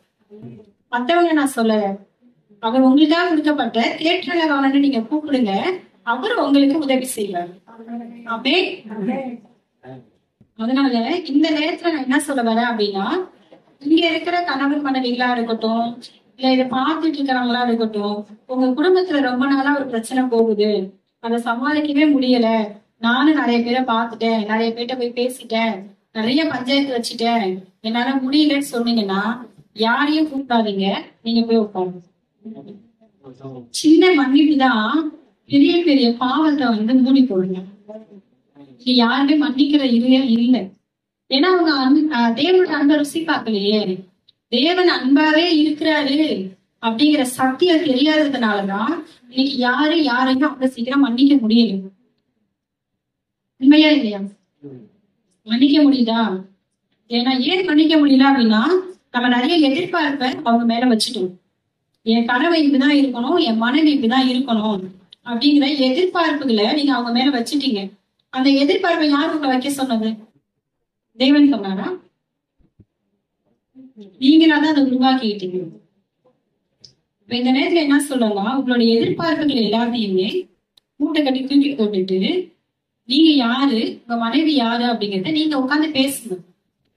நீங்க என்ன ஆகுதுன்னா, திருமணம் ஆன புதுசுல எத்தனையோ படங்களை பாக்குறதுனால அவங்களோட என் குடும்பத்துல என் அப்பா அம்மா இப்படிதான் இருந்தாங்க அப்படிங்கிற சில காரியங்களை பாக்குறதுனால நிறைய தம்பதிகளுக்குள்ள என்ன பிரச்சனை ஆயிடுச்சுன்னா, என் கணவர் இப்படிதான் இருக்கணுங்கிற எதிர்பார்ப்புக்குள்ள அவங்களோட வாழ்க்கை ஸ்டார்ட் பண்ண போறாங்க. அங்க எதிர்பார்த்த மாதிரி அவங்களுக்கு ஒரு விஷயத்தையும் அங்க நடந்துட்டு கிடையாது. அங்க நடக்காத பட்சத்துல என்ன ஆகுது அப்படின்னா, அவங்களுக்கு ஒரு பெரிய ஏமாற்றம் வருது. அந்த ஏமாற்றம் வரும்போது என்ன ஆகுதுன்னா கவலையா மாறுது. இந்த கவலை வரும்போது என்ன ஆகுது அப்படின்னா, அடுத்து என்ன சொல்லுங்க, கவலை என்ன ஆகும்? கவலை ஒரு நோயா மாறுது. அது இல்லாம இந்த கவலை கேப் ஆகுது, கவலை கசப்பா மாறுது. இந்த கசப்பு இருக்கும்போது அவங்க அன்பே அப்படின்னு சொன்னா கூட நீ வம்பு பண்ண கூப்பிடுங்கிற மாதிரி இருக்கு இந்த கசப்பு. எத்தனை பேர் இதை உணர்றீங்க? ஒரு சின்ன எதிர்பார்ப்பு அடுத்தடுத்து என்னென்ன விஷயத்த கொண்டுட்டு வந்து பாருங்க. வரிசை அடுத்தடுத்து லேட்டா தான் இல்லை, அடுத்த செகண்ட்ல ஏமாற்றவர் தான். அந்த ஏமாற்ற அவங்களால ஏத்துக்க முடியலையாம். அடுத்து ஒரு கவலை வருதான், அந்த கவலை கசப்பை கொண்டுட்டு வருதான். அந்த கசப்பு என்ன ஆகுது, இந்த ரெண்டு பேருக்கும் கிருகிணிய உண்டாகுது. இந்த கிருகிணை வர வர என்ன ஆகுறாங்க அப்படின்னா, என்னென்ன சாப்பிடுறீங்களான்னு கேட்டது போக சாட்டிங்ல ஓட ஆரம்பிச்சிச்சு. வீட்டுக்குள்ளேயே இருந்துட்டு சாப்பிட்டீங்களா, சாப்பாடு டைனிங் டேபிள்ல இருக்கு, சாப்பிட்டுக்கோங்க, மூடி வச்சுக்கோங்க. ஆனா ஒரே வீட்டுலதான் இருக்கிறோம், ஆனா இது பிரிவா போயிட்டோம். இப்படிப்பட்ட காரியங்கள் உங்க குடும்பத்துல நடக்க வேண்டாம் அப்படின்னா மனசார மன்னிப்பு கேட்டுருங்க. வசனம் சொல்றது, சமாதானம் பண்ணுகிறவர்கள் பாக்கியவான், அவங்கதான் தேவனோட புத்திரனா இருக்க முடியும். நீங்க தேவனோட புத்திரியா, தேவனோட புத்திரனா இருக்கிறீங்கன்னா மன்னிக்காம தேவ சமூகத்துக்கு வராதீங்க. அந்த இருதயம் உங்களுக்கு இல்லையா, ஆவியானவர்கிட்ட போய் உட்கார்ந்துருங்க. ஆண்டவரே, எனக்கு அந்த இருதயம் இல்லை, என்னால மன்னிக்க முடியல அப்படின்னு அவர்கிட்ட கேளுங்க. எல்லாவற்றுக்கும் மேலான தேவ சமாதானத்தை உங்க இருதயத்தை அவர் கொடுப்பாரு. அதுதான் தேவன் அன்பாவே இருக்கிறாரு அப்படிங்கிற அன்பை ருசி பார்க்க வைக்கும்.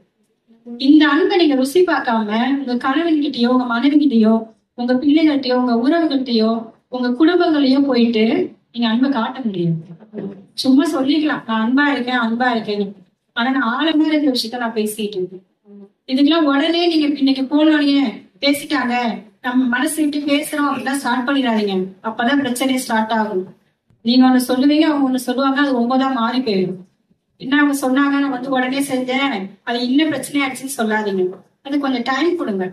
எப்போ ஒரு சத்தியத்தை நீங்க கேட்டாலும் அதை உங்களுக்குள்ள ஃபர்ஸ்ட் உள்வாங்குங்க.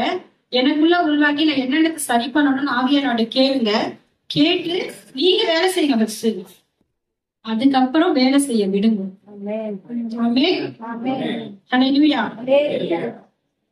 இதுதான் இந்த நேரத்துல எனக்கு ஆவியானவர் பேச சொன்னேன். என்னோட தனிப்பட்ட முறையில எனக்கு என்னோட வாழ்க்கையில நடக்கும் போது சில காரியங்கள்லாம் அப்படி நடந்துச்சு. மன்னிக்கிறதுக்கு முடிஞ்சுதா அப்படின்னு கேட்டா சில நேரங்கள்ல சில இடங்கள்ல முடியலதான். வார்த்தைகள் தாக்கப்படுது. ஒருத்தவங்க பேசுற வார்த்தை என்ன தாக்குது. ஆண்டவர் சொல்றாரு, நான் கேட்கிறேன், ஆண்டவரே என்னால இந்த வார்த்தையெல்லாம் ஏத்துக்கவே முடியல, என்னால முடியல அப்படின்னு சொல்லும் போது ஒரு வார்த்தை சொன்னாரு, அவங்க சொல்றது சத்தியமா, நான் சொல்றது சத்தியமான்னு கேட்டாரு.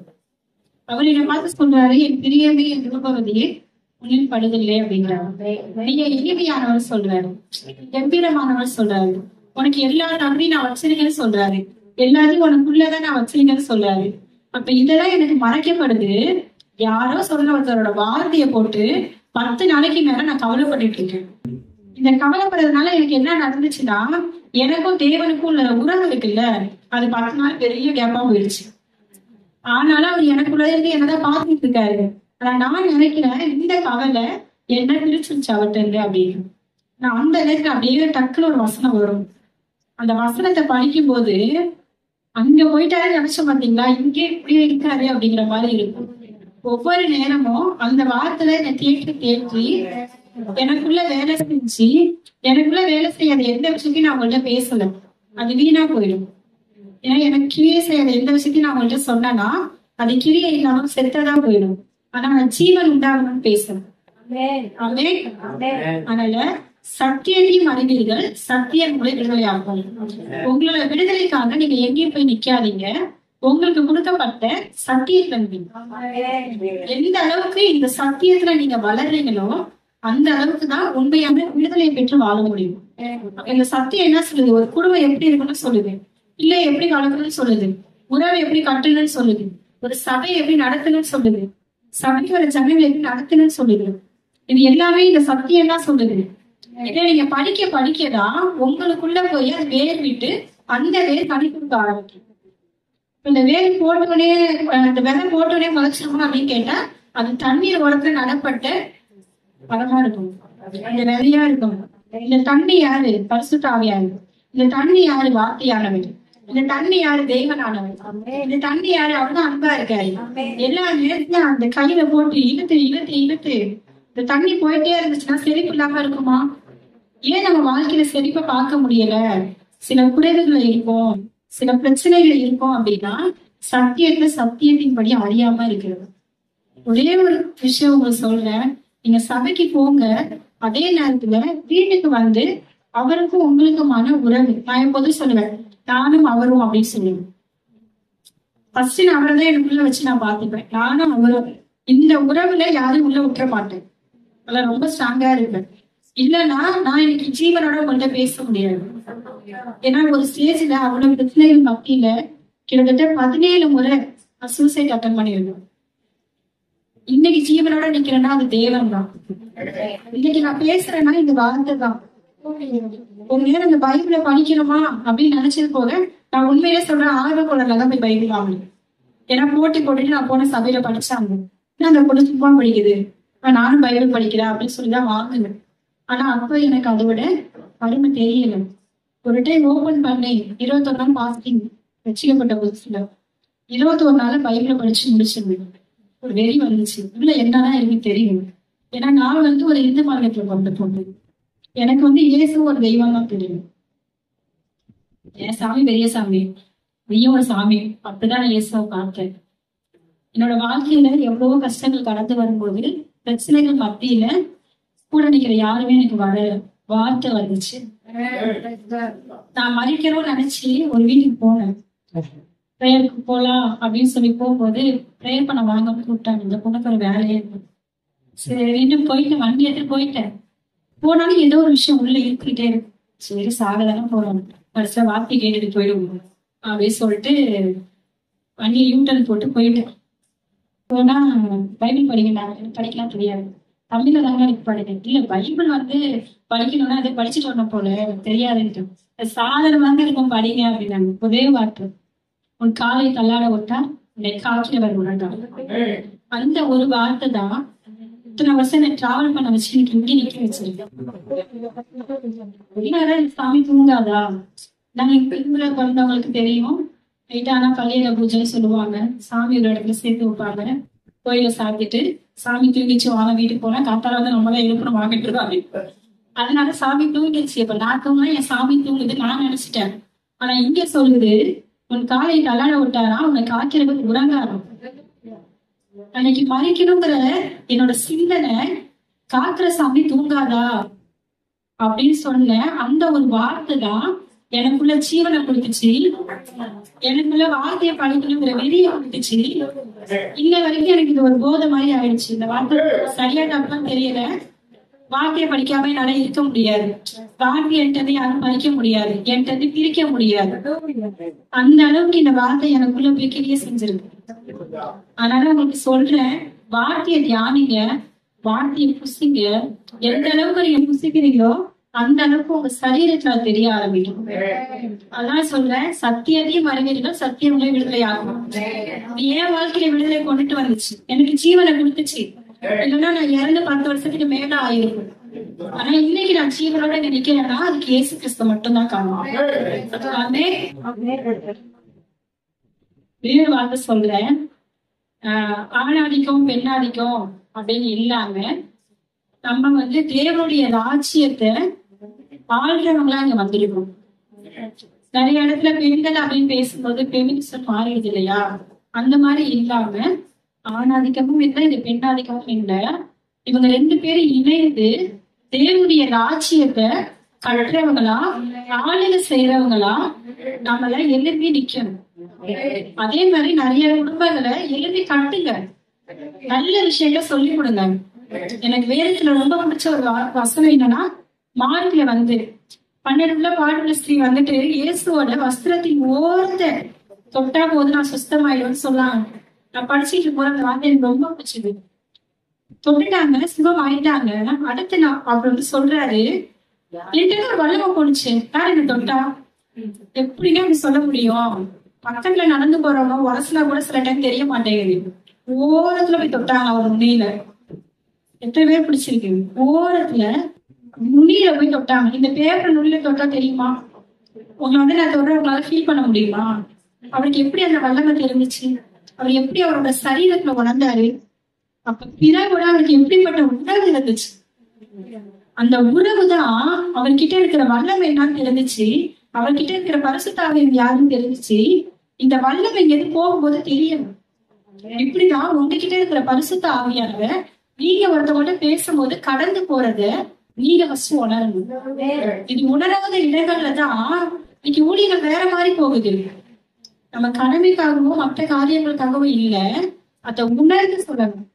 உணர்ச்சி வசப்பட்டு கிடையாது, அந்த உணர்ந்து சொல்ல ஆரம்பிக்கணும்.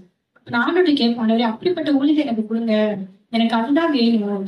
அந்த கடந்து போகும்போது உணரணும். உங்களை பார்த்தா நான் ஏதோ ஃபீல் பண்றேன். நிறைய பேர் சொல்லுவாங்க, சாட்சிதான் சொல்றேன், ராஜா நிமிஷம் வீட்டுக்கு வந்துட்டு போறியாமான்னு சொல்லுவாங்க. என்ன காசு? இல்ல ஒரு நிமிஷம் நீ வந்துட்டு போமா, எது பேசாத, வந்துட்டு போனா போதும், நான் சமாதானத்தை பார்ப்பேன். எனக்கு அந்த வார்த்தை பிடிச்சிருந்துச்சு. நான் எப்போது நான் சொல்லுவேன், நான் இல்ல எனக்குள்ள இருக்கிற கிறிஸ்துவே விளக்கி இருக்கிறார். எந்த இடத்துலயும் நான் தெரியக்கூடாது.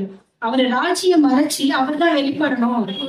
என்ன அவங்க யாருமே பார்க்க கூடாது. ஆனா ராஜ்யம் இந்த சரீரம் தான் கொடுக்கப்பட்டிருக்கு. ஆனா எனக்குள்ள இருக்கிற கிறிஸ்து தான் எல்லாருமே வெளிப்படணும். அதை ஒவ்வொரு நாளும் நான் ருசி பார்த்துட்டே இருக்கிறேன். அங்க நடக்கும்போது எப்படி பேர் நிழற்பட்டு சுகமானாங்க. அவர் கூடவே வந்து டிராவல் பண்ணிருக்காரு, அணுவணுவா ரசிச்சிருப்பாரு. இங்க நம்ம என்ன பண்றோம்? தேவையில்லாத சின்ன சின்ன காரியத்துக்கு நான் கவலைப்பட்டுட்டு அவர் சமூகம் அப்படிங்கிற இன்பத்தை மிஸ் பண்ணிட்டு இருக்கிறோம். வேற எங்கேயோ போய் வைக்கிறோம். சின்ன சின்ன விஷயத்துக்கெல்லாம் வீட்டுக்காட்ட இது கிடைக்கல, அது கிடைக்கல, மாவு சாம்பாருக்கெல்லாம் சண்டை போட்டுட்டு இருக்கோம். அவர் பார்த்து சிரிச்சிட்டு இருக்காரு அங்க உட்காந்து. அதை விட மேன்மையான ஒரு விஷயம் தேவனுடைய ராஜ்யம். இந்த நேரத்துல நம்ம குடும்பங்களை கட்டுவோம். குடும்பங்களை கட்ட நம்ம பிரயாசப்படுவோம். எதனாலன்னா வார்த்தையினால. சொல்லிட்டாலும் உடனே போயிடாதீங்க. தெளிவா ஒரு விஷயம் சொன்ன ஃபர்ஸ்ட் நீங்க ரெடியாகுங்க. எல்லாத்தையும் நீங்க ஆயத்தப்படுத்துங்க. நீங்க வசனத்தை படிங்க, சத்தியத்தை தியானிங்க. உங்களுக்குள்ள கொடுக்கப்பட்ட பரிசுத்த ஆவியானவர் எது சத்தியம் உங்களுக்கு சொல்லி கொடுப்பாரு. ஒரே ஒரு வெளிப்பாடு போதும் உங்களோட சத்தியத்தோட வாழ்க்கையை நீங்க அறிந்து கொள்ளும். வெளிப்பாட வெளியில தேடாதீங்க, எல்லாம் உள்ளதான் இருக்கு. அதுக்கு ஒரு எக்ஸாம்பிள் சொல்லணும்னா, ஆதாம் ஏவாள். ஏவாளுக்குள்ள இருந்துதான் சந்ததி வந்துச்சு. அந்த சந்ததி அவங்களோட சந்ததிக்குள்ளதான். எவ்வளவு பெரிய ரகசியம் பாத்தீங்களா? உள்ளதான் எல்லாத்தையும் வச்சிருக்காரு.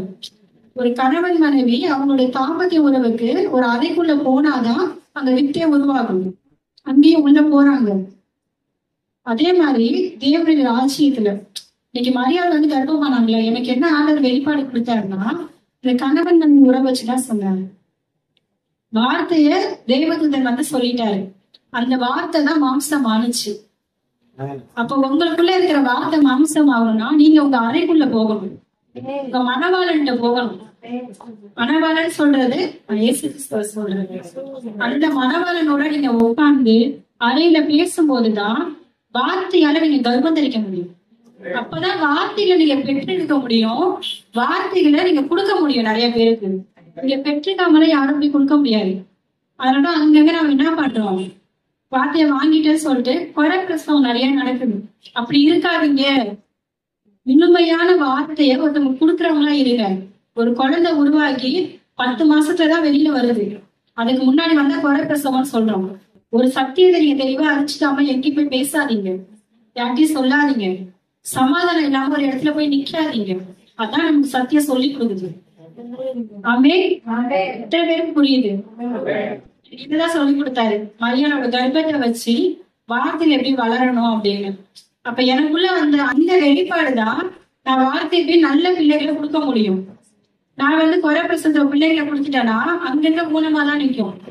கொஞ்சம் ஒரு உதாரணத்துக்காக தான் இந்த வார்த்தை சொல்றேன். ஏன்னா அவர் எனக்கு இப்படிதான் சொல்லி கொடுத்தாரு. ஆமென். அல்லேலூயா. அதனால குடும்பங்களா கட்டுவோம். இன்னொரு ரகசியத்தை உங்களுக்கு சொல்றேன். எந்த இடத்துலயுமே பெண்ணையா ஆணையா அவர் பிரிச்சு பேசவே இல்லை. தெபோரால அறிமுகப்படுத்து, அதாவது ஆதாம் ஏவாள் சொல்லும் போது ஆதாமுக்குள்ள இருந்து ஏவாள் வந்தாங்க அப்படின்னு சொல்ற மாதிரி சில இடங்கள்ல வசனத்துல சொல்றாங்க லபிதோவின் மனைவியாகிய தெபோரால் அப்படிதான் அறிமுகப்படுத்துறாங்க. மரியாதை அறிமுகப்படுத்தும் போது சொல்றாங்க யோசேப்புக்கு நியமிக்கப்பட்டிருந்த மரியாதை சொல்றாங்க.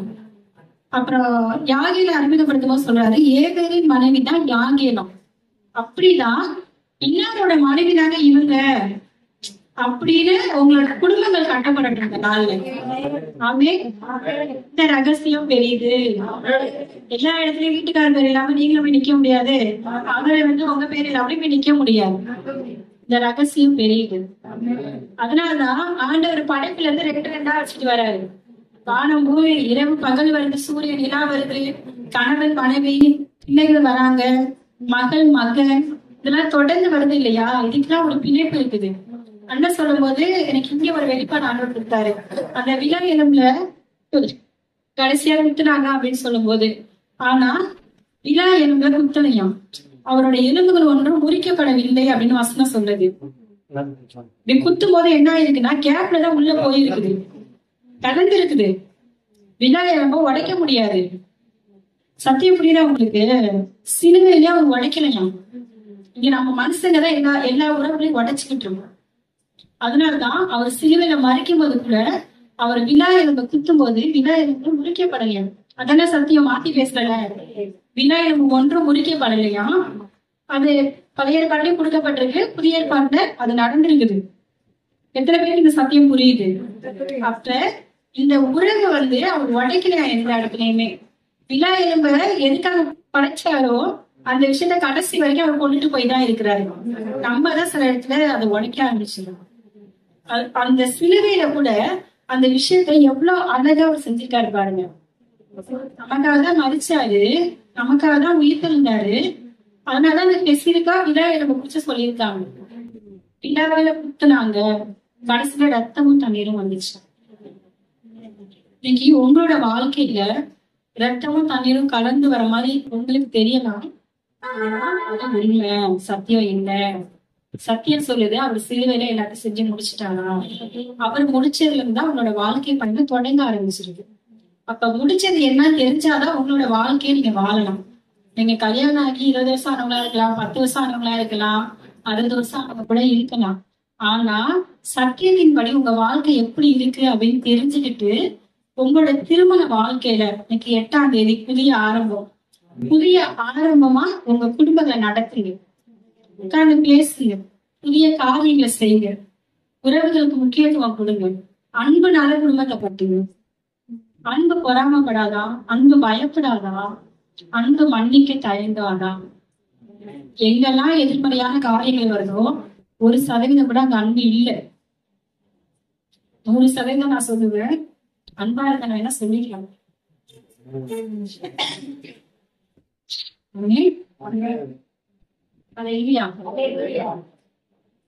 கண்களை மூடி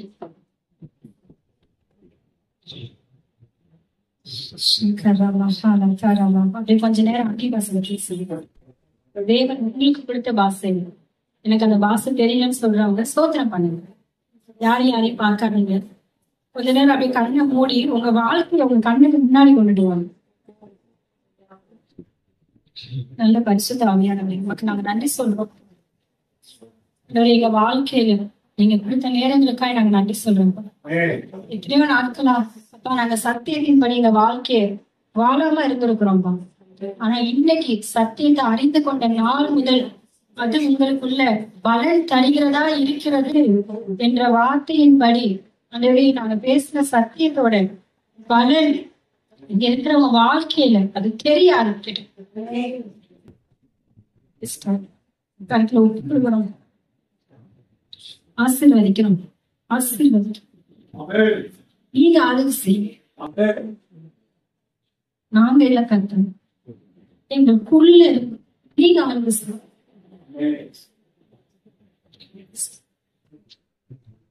பலமான அசைவாடுகளுக்கு நன்றி சொல்றோம்.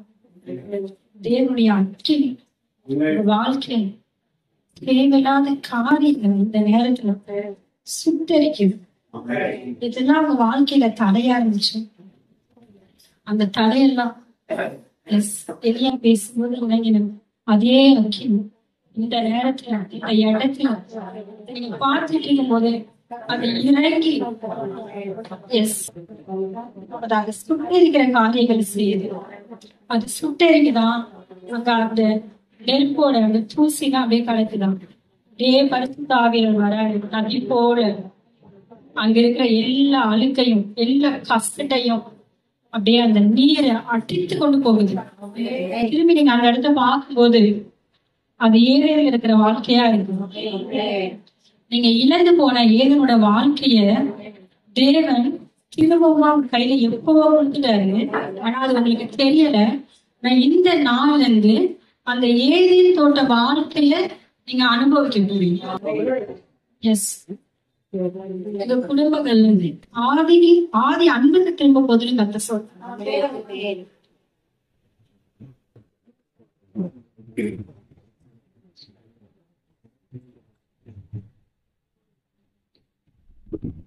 நன்றி தகவல், நன்றி பரிசுத்தாவியானவர். நீர் ஆளுகை செய்கிறார்கள். வந்திருக்க ஒவ்வொரு பிள்ளைகளையும் ஆளுகை செய்கிறார்கள். குடும்பமாய் நீ ஆசீர்வதிக்கிறார்கள். ஆண்டவரே, வந்திருக்க அந்த குடும்பத்துல ஆண்டவரே எந்த ஒரு பிரச்சனைகள் இருந்திருந்தாலும், சொல்ல முடியாத பிரச்சனை இருந்தாலும், கணவனுக்கு சரி மனைவிக்கு சரி, குடும்பத்துல எந்த ஒரு பிரச்சனைகள் இருந்தாலும் அந்த பிரச்சனை இந்த நொடி பொழுதுல அது நிர்மூலமைப்படுத்தல் ஒன்றும் இல்லாமல் போவதா, பிசாசின் திட்டங்கள் ஒன்றும் இல்லாமல் போவதா, பிசாசின் தந்திரங்கள் ஒன்றும் இல்லாமல் போவதா. கணவன் மனைவி கை கொடுப்பது மிகவும் வல்லமையானது. கணவனும் மனைவியுமாக கை கோர்ப்பது மிகவும் வல்லமையானது. பிசாசின் திட்டங்களை அது எடுத்து சிதற வைக்குமா, சிதற வைக்கும். உங்க குடும்பத்துல உங்க வீட்டுல ஒரு நாய் சேத்துல விழுந்து பிறண்டு உங்க வீட்டுல வந்து எப்படி இருக்கும், சிங்கமா இருக்கும். அந்த நாய் என்ன பண்ணுவீங்க, கொஞ்சுவீங்களா, தடவீங்களா? அந்த நாய் என்ன பண்ண பார்ப்போம், விரட்டி அடிக்க பார்ப்போம். ஒரு நாய் அப்படிதான் குடும்பத்துல வருது, உங்க சமாதானத்தை கெடுக்க வருது, உங்க சந்தோஷத்தை குறைக்க வருது, உங்க குடும்பத்தை பிரிக்க வருது. அந்த நாய் என்ன பண்ணுமா, அந்த நாயை விரட்ட ஒரு ஆயுதத்தை எடுக்கணுமா? கணவன் மனைவியோட கரத்தை பிடிக்கணும், மனைவி கணவனோட கரத்தை பிடிக்கணும். அதை விட பெரிய ஆயுதம் அந்த உலகத்திலே இல்லையா? கரங்களை பொறுத்து பிடிக்கும், அது உலகத்தையே அசைக்கும். ஆண்டவர் சொல்றாரு, குடும்பத்தை ஒரு ஊற்றுக்கு ஒப்பிட்டு பாக்குறாங்க. ஊற்றை பார்க்கும் பொழுது நமக்கு என்ன தெரியுமா, நமக்கு என்ன தோணுமா?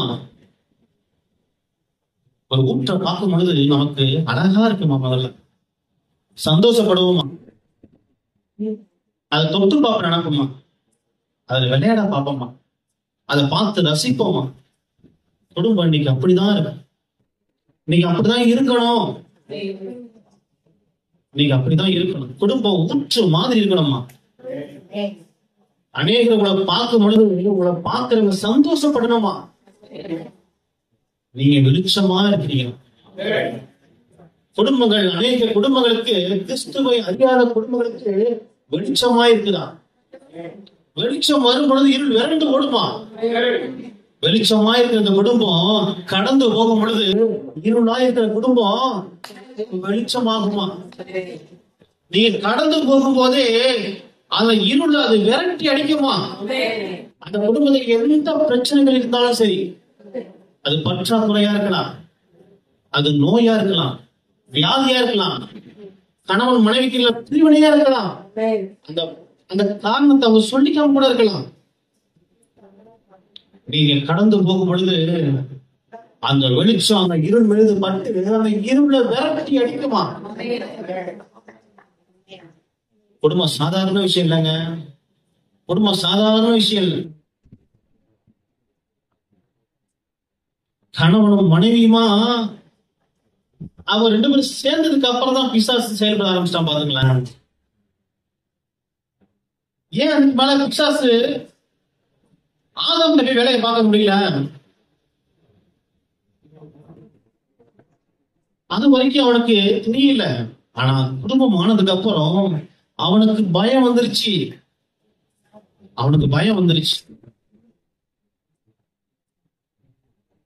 அவனால எதுவும் செய்ய முடியாது. பாத்துங்களேன், நேரா போய் ஏவாள் வாயில பழத்தை திணிக்க முடியாது. ஏவாள் வாயில ஜூஸ போட்டு ஊத்தி விட முடியாது. அவன் சிந்தனையில மட்டும்தான் ஏமாத்த முடியும். நான் நீங்க அநேக பிசாசுகளை என்ன பண்ணுது? நம்ம சிந்தனையை தான் ஏமாத்திக்கிட்டு இருக்கு.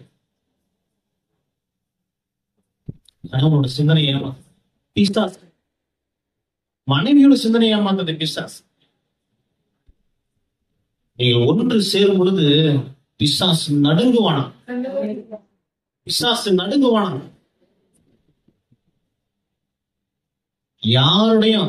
யாருகிட்டையும் போய் உங்க கணவன் பத்தி பேசவே பேசாது. உங்க கணவன் மேல எவ்வளவு வருத்தம் இருக்கலாம், உங்களுக்கு கோபம் இருக்கலாம், யாருகிட்டையும் பேசாது. உங்க மனைவி மேல எவ்வளவோ வருத்தம் இருக்கலாம், எவ்வளவோ கசப்பு இருக்கலாம், அது யாருக்கிட்டையுமே சொல்லாது. ஒரே ஒரு ரகசியத்தை சொல்றேன் பாருங்க.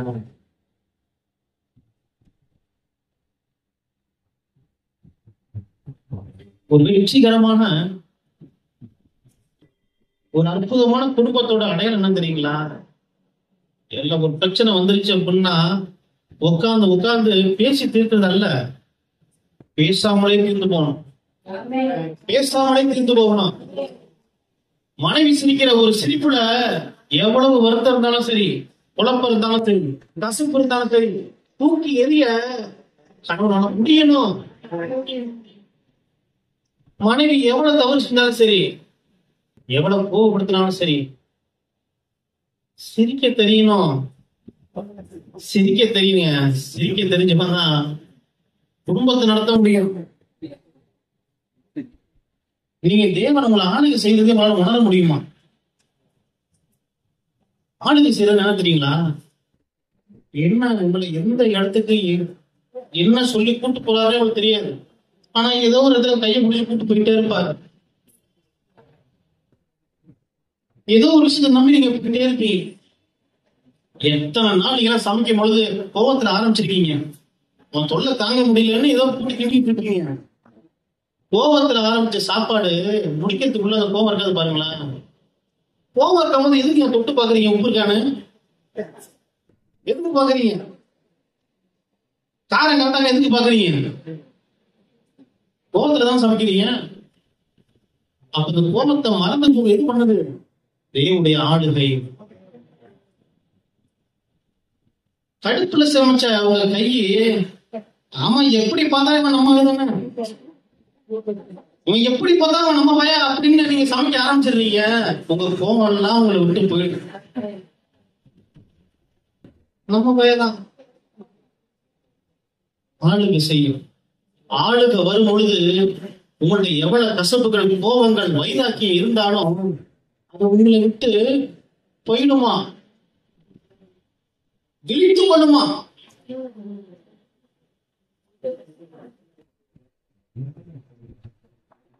விழித்துக் கொள்ளுமா? பழைய அன்பு எல்லாமே விழித்துக் கொள்ளுமா? கணவன் மீது வைத்துள்ள நம்பிக்கை எல்லாம் விழித்துக் கொள்ளுமா? கணவன் மீது உள்ள அன்பு, ஆசை, பழைய காரியங்கள் எல்லாமே விழித்துக் கொள்ளுமா? அன்னைக்கு எப்படி இருந்தாலும் அவளை விட்டதுல என்னை விட்டு விடுமாதான் இருந்தாலும் பேசினான் அப்படின்னு அந்த காரியத்தை நினைவுக்கு தாண்டவர் கொண்டு வருவார். அதை பார்க்கும்போது என்ன சாதாரண விஷயம் அப்படின்னு நார்மலா கிட்டிட்டு இருக்கும் போது சாதாரண விஷயம் இல்லைங்க. குடும்பங்கிறது சாதாரண விஷயம் இல்லை. ஒரு தேவ தூதனுக்கு கிடைக்காத ஒரு ஸ்லாக்கி நமக்கு கிடைச்சிருக்கிறது. ஒரு தேவதூதனுக்கு குடும்பம் வாழ பாருங்களேன். தேவதூதனுக்கு குடும்பம் கிடையாது, மனைவி கிடையாது. ஆனா நமக்கு இருக்கு. சந்தோஷமா வழிகிறது, சந்தோஷமா கடந்து போகும். இந்த நேரத்துல எந்த மாரி உங்களுக்கு கசப்புகள், வைராக்கியம், கோபம், எந்த காரியம் உங்களுக்கு இருந்தாலும் இந்த நேரத்துல அது எல்லாமே எரிச்சிட்டு போகும். நீ வீட்டுக்கு போகும் பொழுது என்ன ஆகுமா? கரம் கோத்து கை பிடிச்சு நடந்து போகும். நீங்க சிரிச்சுட்டு தான் போகணும். மன்னிப்பு கேட்கணும். ஏதாவது ஒரு காரியத்துக்கு மன்னிப்பு கேட்காம இருந்தீங்க அப்படின்னா யோசிக்காதீங்க, மன்னிப்பு கேட்கணும். மன்னிப்பு கேட்கவும் தயங்கக்கூடாது, மன்னிக்கவும் தயங்கக்கூடாது. செய்வோமா? நன்றி தகப்பனே, நன்றி பரிசுத்த ஆவியானவர், நீர் எங்களோடு பேசிய ஜீவனுள்ள வார்த்தைக்காக நன்றி தகப்பனே. நன்றி பரிசுத்த ஆவியானவரே, எங்க வாழ்க்கையில ஆண்டவரே நான் சொன்ன வார்த்தைய நாங்கள் அங்கீகரிக்கிறோம், விசுவாசிக்கிறோம்ப்பா, நாங்க ஏற்றுக்கொள்கிறோம்ப்பா. கணவன் மனைவியாக நாங்க இந்த உலகத்தை ஆளுகை செய்யறோம்ப்பா, குடும்பத்தை வழி நடத்துறோம்ப்பா. என் கணவன் மீது எவ்வளவு ஒரு கசப்பு இந்த நொடி பொழுதுதான் தூக்கி எறியாண்டவர். என் மனைவி இடத்துல எவ்வளவு ஒரு கசப்பு வைராக வச்சுதான் தூக்கி எறியாண்டவர். நீர் ஆளுகை செய்யாண்டவர். எங்க குடும்பத்தை கரங்களை பிடித்து நீர் ஆளுகை செய்யப்பா. உம்முடைய விருப்பத்தின்படி ஆண்டவரே எங்கள் வாழ்க்கையில எல்லாம் கடந்து வருகிறப்பா.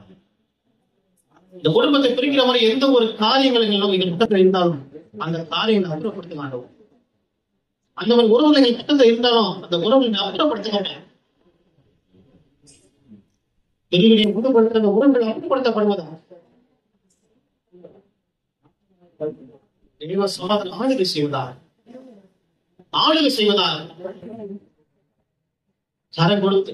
கரங்கோத்து எங்களை விளைவித்து தகப்பட்டு நன்றி தகப்பட்டு.